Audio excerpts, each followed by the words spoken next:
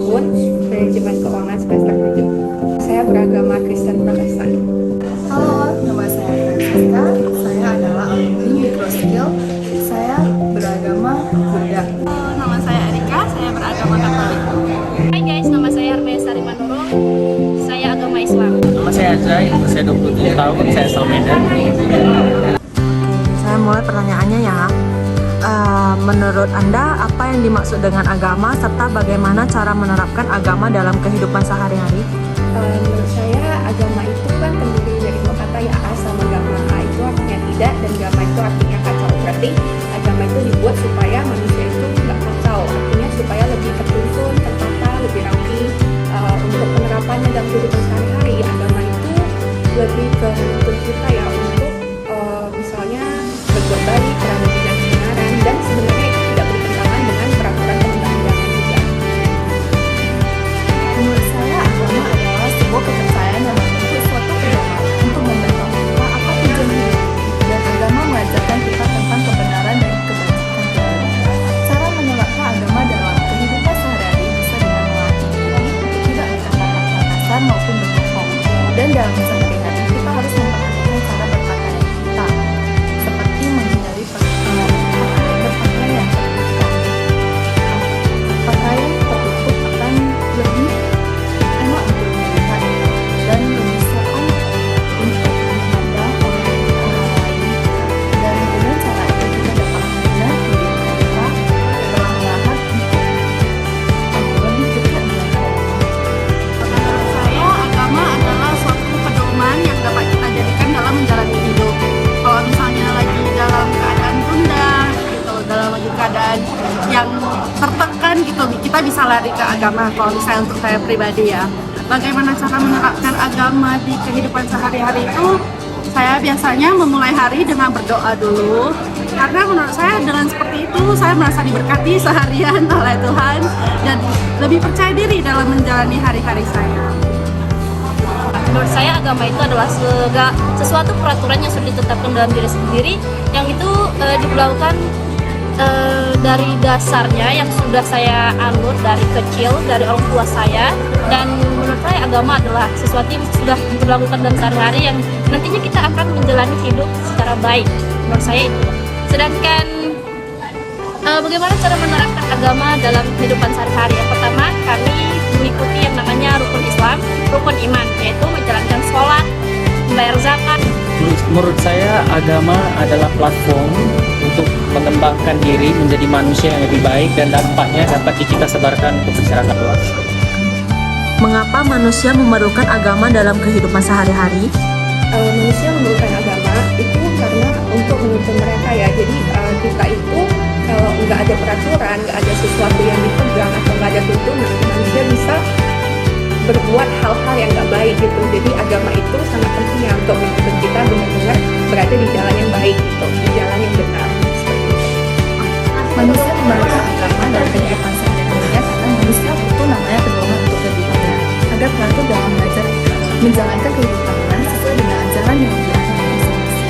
Kalau umat dari Buddha tentu ada diajarkan istilah yang diterapkan dalam kehidupan umat beragama Buddha, seperti istilah pertama yang berisi yaitu aku bertekad mati dan menahan diri dari membunuh makhluk hidup.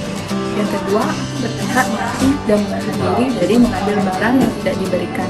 Tiga, aku bertekad mati dan menahan diri dari perbuatan asusila. Empat, aku bertekad melatih dan menahan diri dari bicara yang tidak benar ataupun berbohong. Lima, aku bertekad mati diri dari tidak meminum minuman keras yang dapat memabukkan. Saat ini, selalu ada karena kita mulai dari kata-kata itu dari kita melakukan sebuah aksi di dalamnya.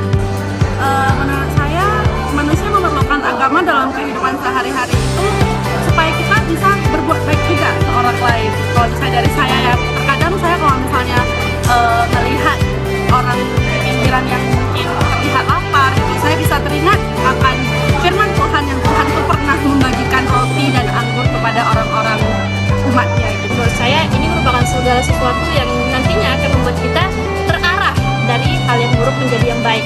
Kita ambil contoh, sebelum adanya agama, semua manusia itu memperjalankan peraturannya masing-masing. Ada itu hal-hal yang benar. Nah, jadi kalau agama ini dibuat supaya kita menuju ke arah yang lebih baik lagi. Nah, jadi semua agama itu menjalankannya harus dengan baik. Tidak ada agama yang mengajarkan kita untuk melakukan hal yang buruk, baik itu baik itu agama Islam, baik itu agama Kristen, dan agama yang lain. Karena kenapa manusia memerlukan agama? Manusia butuh bimbingan untuk menjalani hidup menjadi manusia yang lebih baik dan berguna. Apa pengaruh agama Kristen dalam kehidupan sehari-hari? Menurut saya, pengaruh agama saya di dalam kehidupan sehari-hari itu lebih ke misalnya lebih ke rajin beribadah ya. Jadi kita kayak selalu ingat ke Tuhan, apalagi ibadahnya bisa di mana aja, bisa kita berdoa atau gimana. Kedua juga berbuat baik, saling mengasihi, saling mengampuni. Ya walaupun orang menyakiti kita, tapi kita belajar untuk aku mengasihi kamu gitu.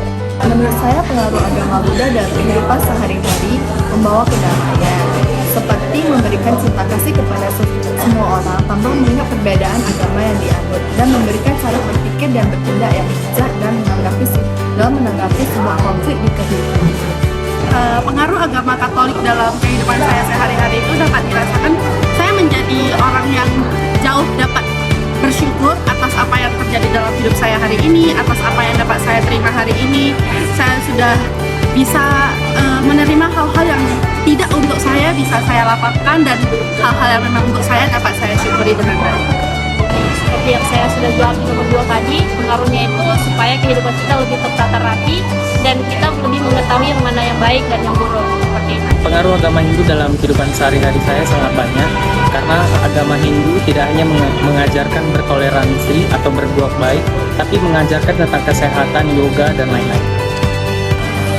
Menurut agamamu, apakah agama ini diposisikan sebagai ritual yang terpisah dari kehidupan sehari-hari atau sebagai pelarian atas ketakberdayaan yang diliputi keputusasaan, ataupun agama telah memerankan sebagai spirit kehidupan yang aktual sehari-hari? Menurut agama yang saya anut bahwa agama itu bukan hanya sebagai ritual aja, bukan hanya sekedar kayak misalnya begitu gereja cuma hari Minggu cuma buat dia ibadah, tapi juga bukan juga sebagai pelarian kita doang. Memang kita kadang udah hektik di dunia, kita butuh pelarian, maksudnya kita butuh tempat untuk menenangkan hati, menedurkan hati, mungkin dengan cara beribadah atau berdoa. Tapi bukan itu tujuan utamanya. Jadi benar-benar sebenarnya agama itu ya tempat kita untuk sebagai patokan kita dalam kehidupan kita gitu. Dan bukan hanya juga menurut aku agama itu adalah spirit kehidupan yang memang aktual untuk dijalankan dalam kehidupan sehari-hari. Menurut saya, agama saya bukan hanya sebuah identitas untuk saya, karena agama membawa saya ke arah jalan yang lebih benar dan lebih baik dengan mengembangkan sifat-sifat luhur Sang Buddha. Salah satunya adalah metta, yang artinya cinta kasih. Menyebarkan metta kepada semua umat dengan cara memberikan bantuan, seperti membagikan sembako kepada orang-orang yang membutuhkan. Saya melihat agama saya ini sebagai suatu tempat untuk saya berpulang ketika saya sedang mengalami masalah-masalah hidup yang saya belum ketemu solusinya. Saya biasanya pulang dulu ke gereja untuk berdoa dan bertanya apakah solusi yang akan Tuhan tunjukkan untuk saya gitu. Agama itu ya memang harus spiritual dalam diri sendiri, karena memang masing-masing dari kita harus menjalankannya dari hati, bukan dari keterpaksaan. Kalau menurut saya, agama dan budaya dalam agama Hindu bersatu. Balik pelarian atau tidak itu tergantung individunya masing-masing. Tapi untuk saya, agama sangat membantu untuk mengembangkan diri. Pertanyaan kelima, menurut agamamu, apakah cara beragama kamu sampai akar paling dasar, sampai pada roh agama, atau sekedar identitas untuk menenggukan rasa percaya diri bahwa mereka telah beragama, lalu berakhir dengan kebanggaan beragama dengan cara menyalahkan pihak-pihak yang tidak sesuai dengan cara beragamanya? Menurut agama yang saya anut, cara beragama kami menurut saya udah sampai ke akar yang paling dasar, juga udah pada roh agama juga, dan bukan cuma sekedar identitas kayak aku beragama Kristen juga, tapi kayak lebih mengaktualisasikannya pada kehidupan sehari-hari juga ya gitu. Jadi kita hidup ya udah berdasarkan agama yang kita anut, apa yang mereka ajarkan ya itu yang kita terapkan di kehidupan sehari-hari, dan bukan juga hanya kebanggaan beragama dengan cara misalnya hilangkan pihak-pihak yang tidak menurut agama kita, tapi saling menghargai, saling toleransi gitu sih. Menurut saya, setiap agama tentu mengajarkan hal baik dan benar, seperti di lingkungan sekitar saya memiliki berbagai macam suku dan agama yang dapat